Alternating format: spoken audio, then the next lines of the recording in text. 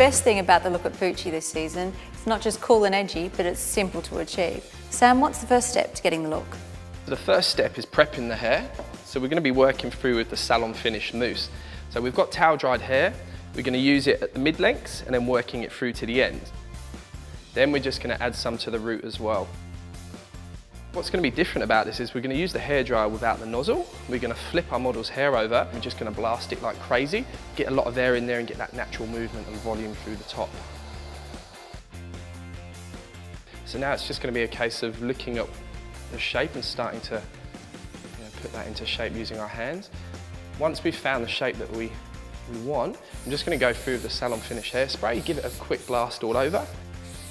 So you're constantly lifting the hair to keep adding to that volume as you're spraying and working it through? Yeah, it's really important that we make sure that we're getting the product underneath the hair, not on top of the hair, because underneath it, where the root is, that's where we need that lift. So if I was just constantly spraying it just on top of it, it's going to start to get a little bit too heavy. So now we're just going to use the curling wand, and we're just going to start wrapping that quite loosely, so not right up to the top and not right down to the bottom. Want a real loose undone texture in there. And do you have to curl the whole head, or is it really just the top layer? You can see here that we've still got straight parts and we've got curlier parts and we've got softer parts as well.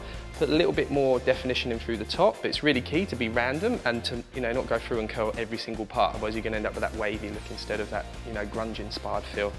I'm just going to finish it and give it a little bit of hold with the hairspray again. So now what we're going to do, just give that a couple of seconds to cool down, and then we'll just work it out, shaking it all out with our hands and manipulate it into the shape that we need. What I love about this look is you haven't used a hairbrush the whole time. It's about your fingers, using your hands as big combs.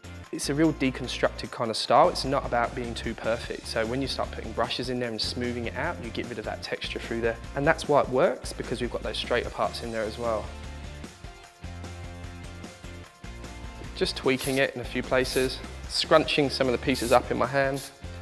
So one thing you have to remember as well is that bigger is better. Hair's naturally going to drop anyway, so this may be quite big for some people, but give it half hour and it's going to drop and it's going to be a lot softer and have a little bit more beauty to it.